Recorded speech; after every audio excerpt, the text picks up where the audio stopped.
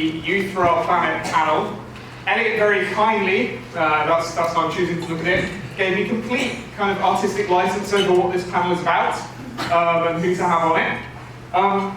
So I've decided that the theme of the next 50 minutes or so is looking beyond the four walls of this lecture theatre and beyond the UK's borders. So we've talked a lot over the course of the last 2 days about the fact that there's a much bigger global picture going on beyond this space and beyond the UK for nature and conservation of the environment. And we've also talked a lot about how important 2020 is. So the theme of this panel discussion in general is going to be to think globally about what role the UK can play, either as a leader or a laggard, what role young people can play specifically, and maybe we'll even have a go at answering the question of what can we all do when we go home after this amazing event. So, we're going to have about 50 minutes or so, maybe slightly less. In a moment I'm going to ask our esteemed panel to introduce themselves. I've got a few questions jotted down, but I'm going to limit myself to about 20 or 25 minutes. Probably won't get through all the questions that I've got down, and then in 20 or 25 minutes time, I'm going to come to you for about 20 or 25 minutes of questions. So while the panel are talking, have a think if there are any questions that you want to ask around those themes as well. So, over to our panel to introduce themselves, just 30 seconds, and we'll start at the far end with Alifa. Thank you, Matt. Hi, I'm Alifa, I'm from Bangladesh. Currently doing my PhD at the University of Oxford, looking into shark and ray fishery in the Bay of Bengal. I'll be looking into the sustainable shark fisheries paradigms in many different ways. Yeah. I'm Izzy. I'm a 15-year-old environmental activist. I work with the UK Student Climate Network, which is a youth-led, youth-run environmental campaign group that hosts the youth strikes in the UK. So I'm the volunteer coordinator and I'm a social media volunteer for them. And I'm also one of the London strike organisers. Hi, so I'm Matthew Creasy. I'm kind of wearing two hats today. The first is that I work for the wildlife conservation charity Wild Team, and we deliver training for early career and practitioner conservationists in skills to increase their employability and impact. And the second hat is as the editor for the Current Conservation magazine, in particular managing the section aimed at younger readers. I'm Finlay, I'm 12 and I'm from the North West Highlands of Scotland, and I'm the Sea Shepherd Conservation Society's Global Shark Ambassador. So I do lots of work for the marine environment. And wears amazing trousers. Thank you. With matching socks and shirt. So, the first question, which is for any of you to kick off with. Yesterday, for those of you who are here, for those of you who weren't, Chris Packham stood on this stage and said that we are failing, or at least he conceded that his generation is failing or has failed. I want to ask the panel, are we failing? And can our generation, those of us here in this room and those beyond it, help to turn things around in the next 18 months, or in the next decade within this looming deadline of 2030 when we've been told we need to save the world by? So who wants to kick off with that? So failing is a very difficult word to say, right? And it has, it comes with a certain set of targets that we had some targets, we couldn't go there, and then we failed. Here, failing probably doesn't say something like this. When somebody from the developed world, with a lot of communities says that they failed in a certain sort of work, it gives us an idea that how different it might be in terms of narration, what a target failing conservation climate change is in the developing world as well.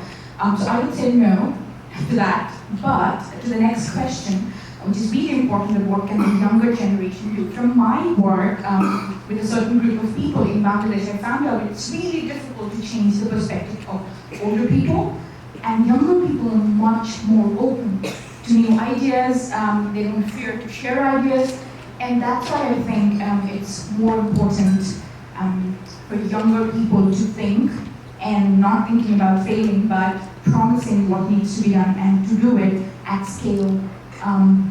For this, it is also important to try and understand the narration of this certain perspective from different countries, because what it looks like is very easier from here, it's extremely difficult in a developing country setting where a kid or a younger generation has to fight so many things other than conserving the earth. That can be basic amenities like food, education, shelter, and so much more. So when we are creating such a big splash about the younger generation to do something better for the future, it is very important that we also think about different perspectives at stake.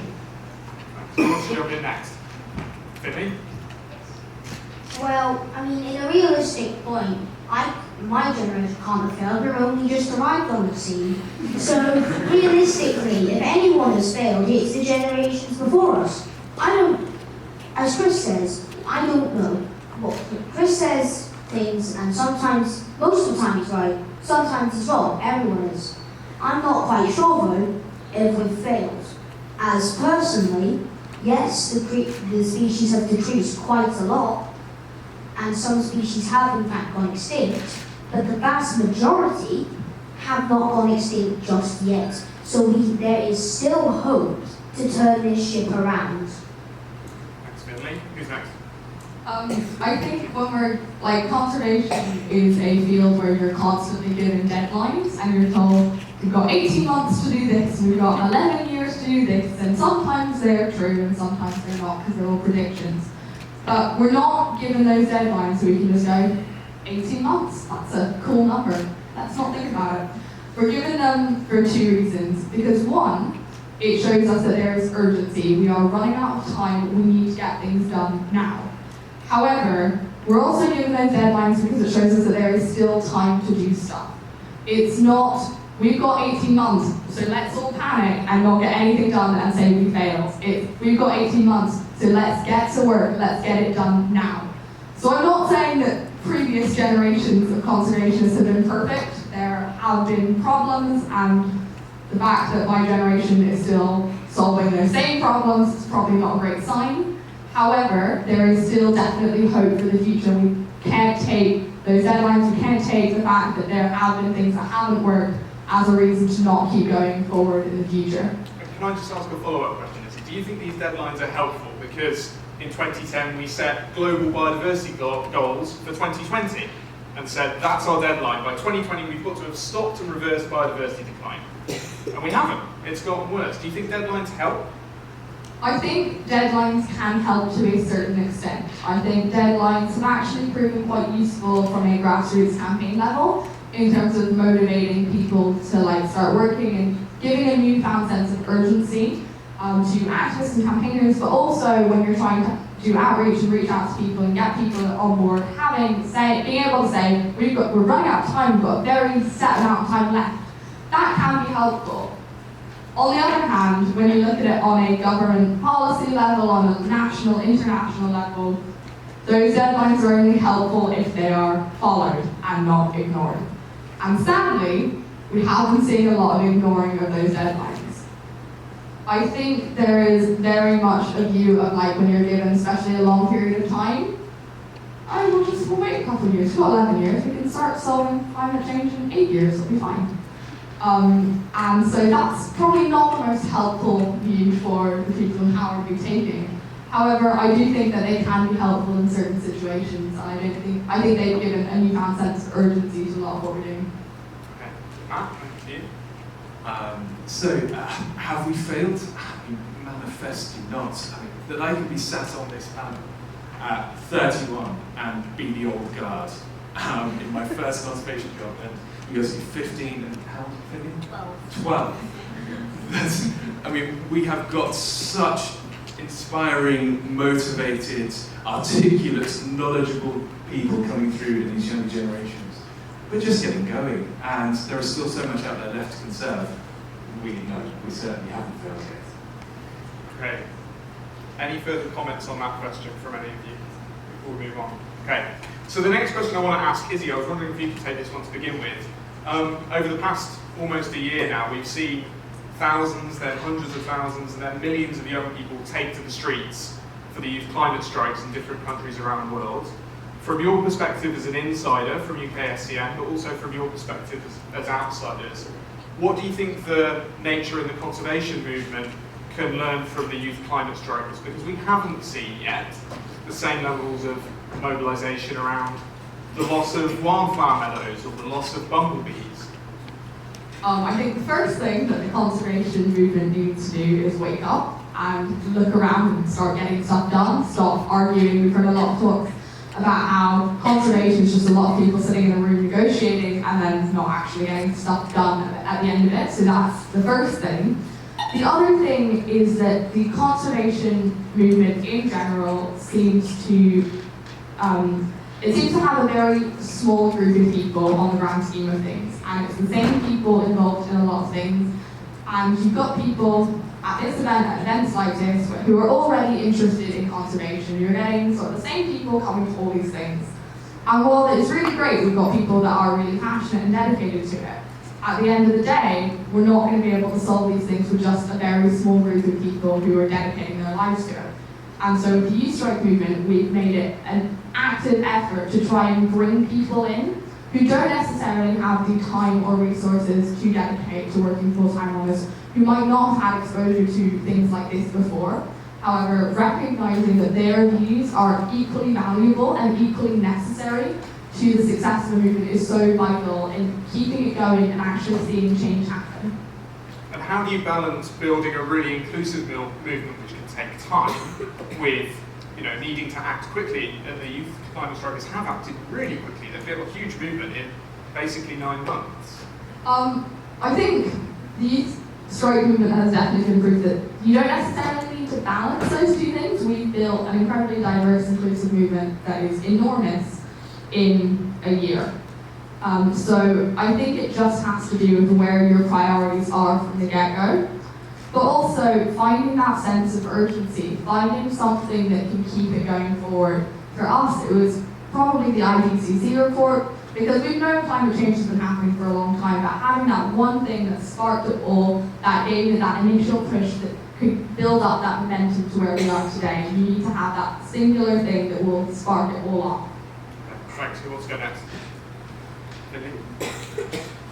Well, as Izzy's saying, we've known about climate change for years now. We've known about climate change before I was even born, and have you done anything? No, is the simple answer.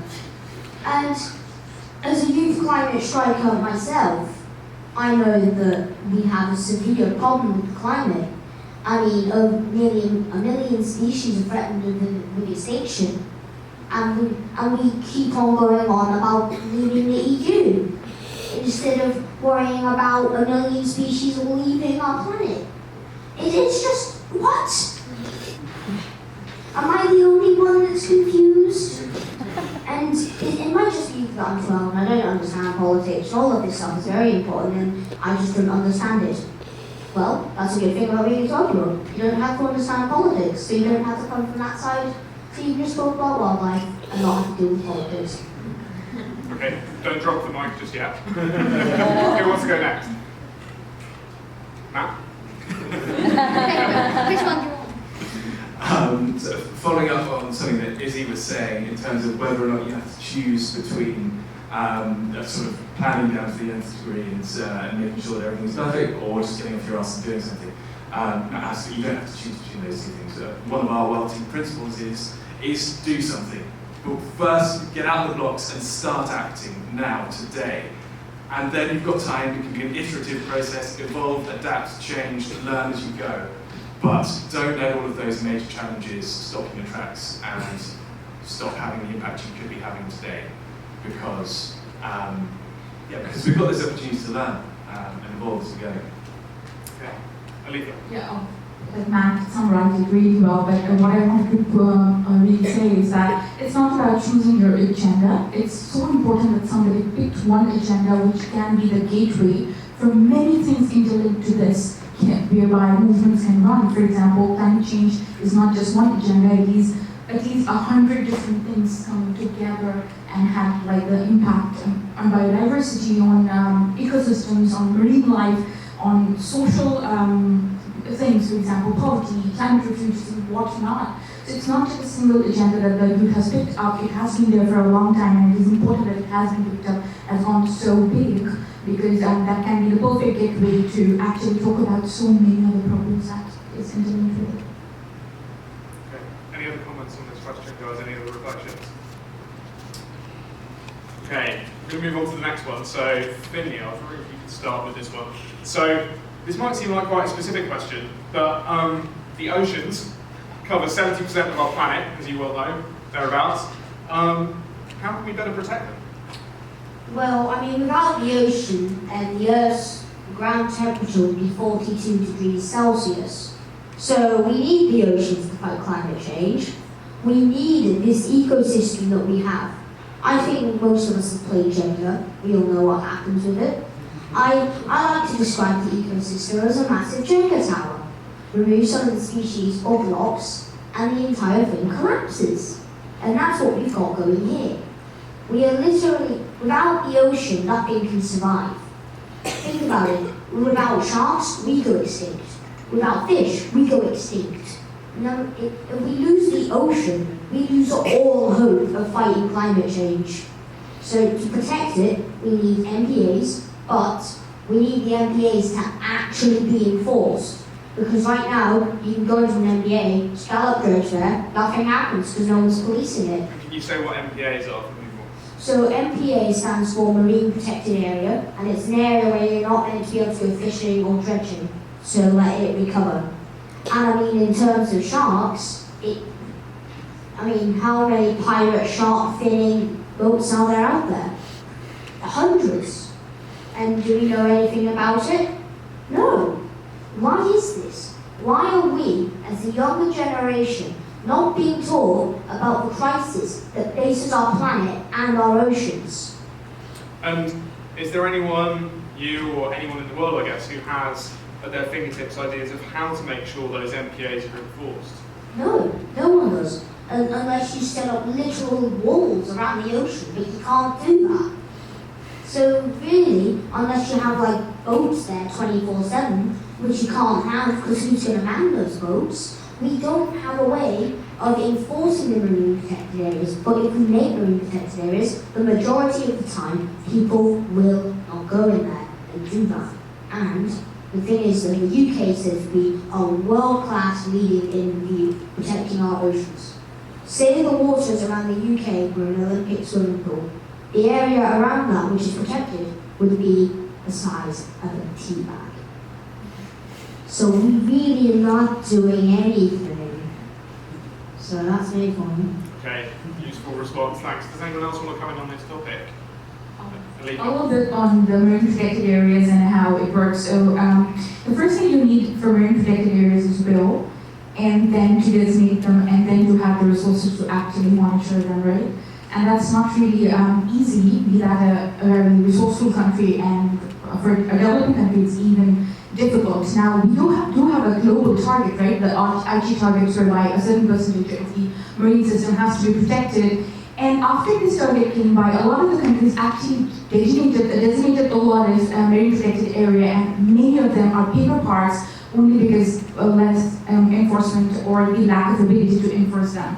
Now here, one thing is very important to understand is that if it is a global target, the enforcement has to be global in terms of global partnership, in aid, in research, in resource sharing, and also the resources are not only money, it's also the intellectual resource sharing, whereby you have to identify where are these marine resources are, because they are not really based on one certain area. There are areas which are more biodiverse than in many other areas. So even if it's a target that can be met by developed countries, or countries with more resources or political power, it is very important to ensure that those biodiverse areas are also protected with those global aid, and make sure that the countries who actually own them has the power, resources, and the will to actually enforce them. Other than that, we are only going to have paper parks. And Alifa, because I know you've got a little bit of a background in this area, can I ask you a slightly specific question about the example of the Ross Sea in the Antarctic, which I think last year was designated millions of square kilometres as one of the world's biggest, well, the biggest ever kind of ocean reserve, and it was done in quite a unique way where it's a piece of an area of water that's not owned or controlled by any country because it's in the Antarctic, but the agreement to protect it was signed by several countries together. Do you see that as an example of the way forward? this is a great example to look forward to, but then again, we also have to be understanding the fact that when such a thing is designated, where it is not singularly on one country to actually enforce, there is always a power play in terms of who, how, and how much can be done in those particular areas. It's a very good example to start for, to get to the goals that we have. But then again, I would love to see a very good framework whereby it is mentioned that which part of the country, which countries, who are going to be doing what, and how the resources are going to be shared in doing so. Izzy, do you want to come in? I will absolutely defer to these guys in terms of their expertise on the oceans, because I'm not a marine biologist. But I was lucky enough to spend some time in India last year, and one of the projects that I worked on was a project that was looking at the impact of trawler fishing on the local populations, particularly of sea snakes, but of the impact on the marine ecosystem more widely in the local area. And I think the thing that I would emphasise that often gets forgotten is the importance of engaging with the local fishers on the ground, because the guys that I was chatting to there, they were earning a pittance, working 7 days a week, month after month, under very, very challenging conditions. And they are not out there to decimate our ecosystems. They are not bad people. They are trying to earn a living. And as the global fishing and trawler fishing industry is pushed off a cliff either through decimating the populations themselves or through control, it's those guys that are going to lead to their livelihoods. And engaging with them and trying to help them to find new, more sustainable livelihoods, I think is going to be a really important thing. I've got just like 2 quick things to say on that. Number one is that marine conservation is crucial to terrestrial conservation and vice versa. They are inextricably linked, and we can't isolate them from each other. We can't say we're going to do this with the oceans, but actually we're going to do this on land. They're so crucially linked, and we can't say that they're not, because what we do with one will impact how conservation efforts with the other succeed. The other is that when you talk about marine protected areas and things like that, and the lack of resources to monitor them, in a country like the UK, there are probably not enough resources, but there are resources to monitor at least some of them. And one of the big problems is that those resources are not being put into the right things. A lot of the resources in the UK that can be going into conservation and protection of biodiversity just aren't. And part of that is that our politicians and governments need to rethink their priorities when it comes to the environment, specifically with things like protecting biodiversity. Well, I forgot to mention something which was useful. So we have a UN ocean meeting thing, right? June next year. Yeah, in June next year in Portugal. I knew that. So we, they say they're going to protect 30% of the ocean. But what 30%? Are you going to protect 30% of coral reef, 30% of the deep sea, open ocean, coastal areas? Or are you going to have, as I think, 2% of each unique area? I don't know. Does anyone have any ideas how they're going to do this, or? How are we going to choose which areas are most important? Exactly. I personally think it should be whatever scientists say needs the most help. But knowing the government, they don't like listening to scientists. So who knows what's going to happen? Okay, thanks, Finlay. So, final question from me, and then we'll throw it out to you guys. Alifa, I was going to ask you to start on this one, which is, we've talked a bit about the youth climate strikers, but more in narrative terms, or in scientific terms perhaps as well, how do we bring together the threads of nature conservation and climate change more? Yeah, so one thing that climate change certainly brings is uncertainty, right? What's going to happen when the temperature is going to rise, how the ecosystem is going to start to behave, how the social aspects are going to start to behave, be that people are moving from their areas. In Bangladesh, there is this prediction that by 2030, at least 1 million people has to move from the low-lying coastal areas up into the land or somewhere else. And it's an extremely crowded country. We have 1,000 people per square kilometer everywhere in the country. So we don't have place for those million people to go down anywhere, right?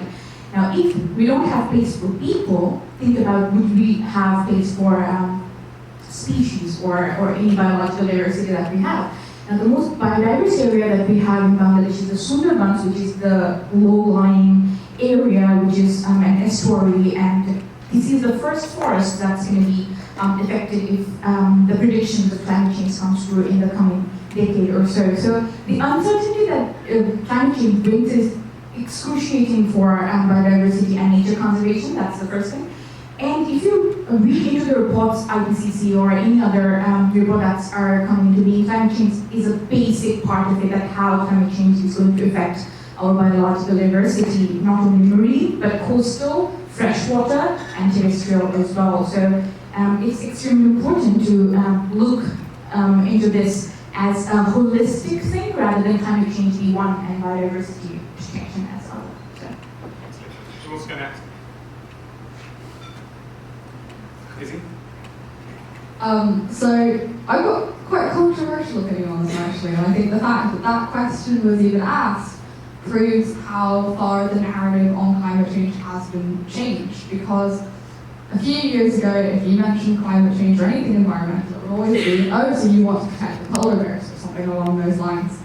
Whereas now, climate change has become much more of a human-centric idea, which is good. It has its positives and negatives. On the one hand is that we've been able to engage a lot more people in kind of focusing on issues like this. However, on the other, it means that we sort of isolated it and separated it from the natural world.